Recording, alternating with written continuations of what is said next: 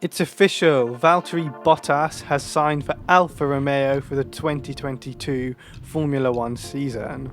It's probably been the worst kept paddock secret of all time. I think we've all known about the rumours for multiple weeks, even before the summer break, that Bottas is heading off to Alfa and eventually Russell will be announced as a Mercedes driver in due course.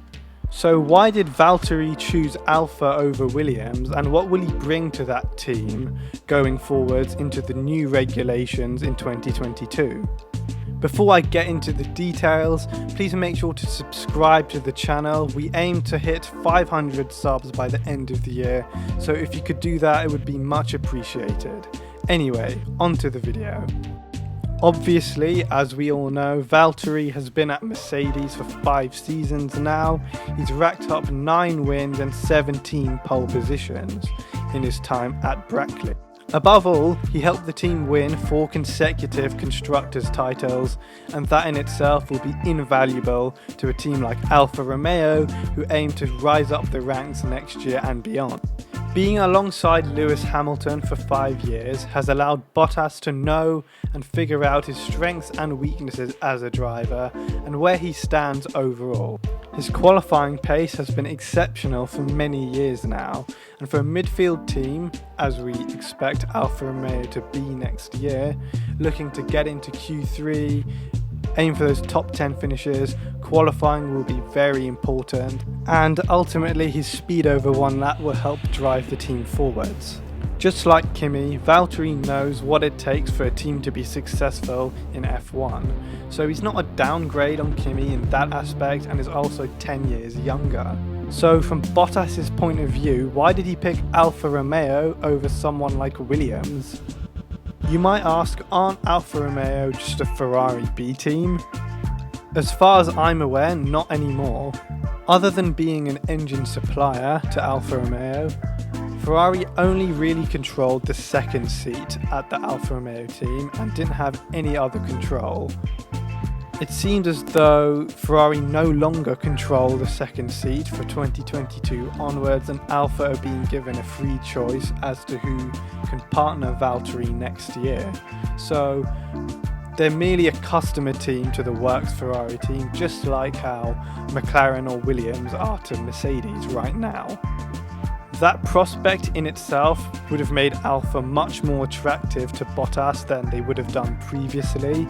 Let's not forget, Valtteri already spent 4 years at Williams between 2013 and 2016, so he knows the ins and outs of that team, he knows what they're capable of, and probably swayed his decision to move to Alfa even more. It's most likely a case that Bottas just wanted a fresh challenge, go somewhere new and rejuvenate himself in that kind of way, instead of made to feel downgraded by just swapping with Russell at Williams. So what can we expect from Valtteri Bottas in 2022? Well, as I've said already, he's really fast in quali. He'll no doubt get near the maximum of the car over one lap and get it as high as possible on the grid. When it comes to race day and racecraft overall, he has shown to be a little lackluster compared to someone like Lewis or Max. So with that in mind, I'm not expecting Valtteri to perform miracles every single week in the Alfa, but he'll surely get some good results, some good points, help lead the team back into the upper midfield. I liken Valtteri's current situation to Carlos Sainz's in 2018 and 2019. At the end of 18, Carlos was in the dumps at Renault, to be honest. He was the second driver to Nico Hülkenberg and wasn't really maximising the potential of the car. When Fernando Alonso announced his retirement, it was a saving grace for Carlos to rejuvenate his career somewhere else because it was never going to happen at Renault. That being said, neither Carlos nor McLaren would have expected what happened since then. McLaren were pretty much the second slowest car at the end of 2018, arguably even the slowest, where the drivers were just making the difference. So Carlos wasn't exactly upgrading his Renault going into 2019. It wasn't a case of him looking for a new challenge elsewhere. He was getting replaced by a better driver at the time in Ricciardo, and he had to go look for something else to motivate him. What McLaren did was welcome Carlos and Lando with open arms, and Carlos returned the favour by putting in the work. He was going to the factory every week.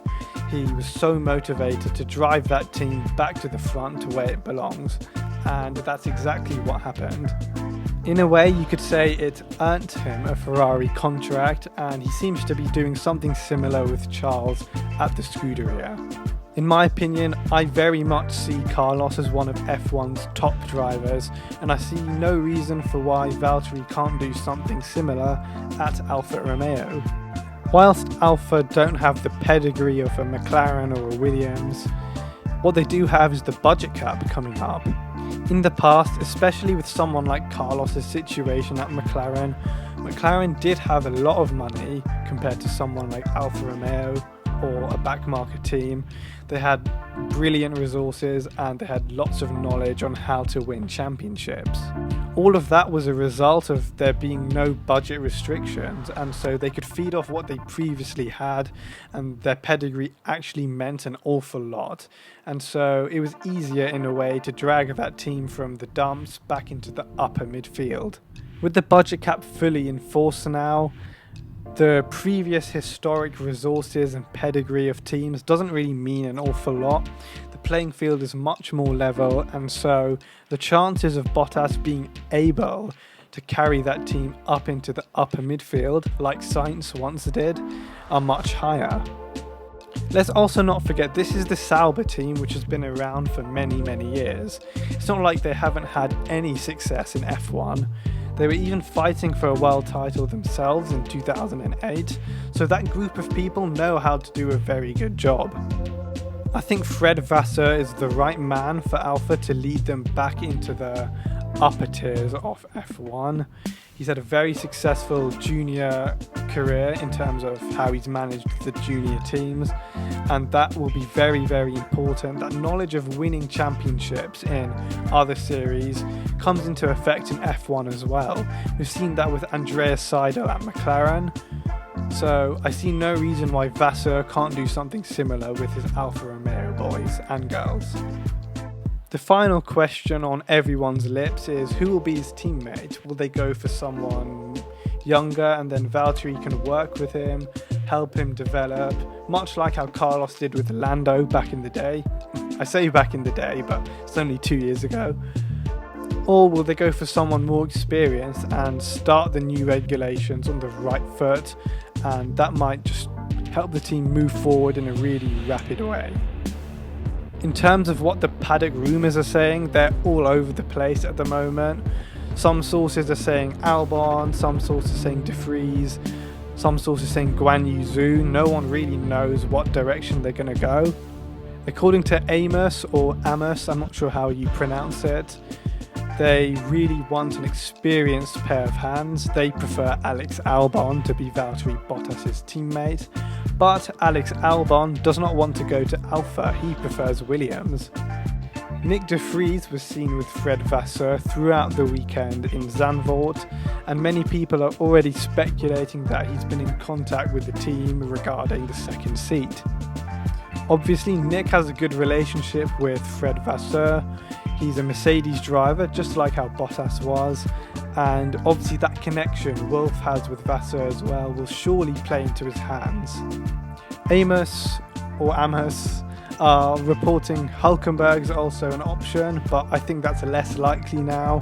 He's 34, 35 years old and won't really last long at the top level anymore. Even though he would be my first pick for that second seat, I rate him really highly as a driver.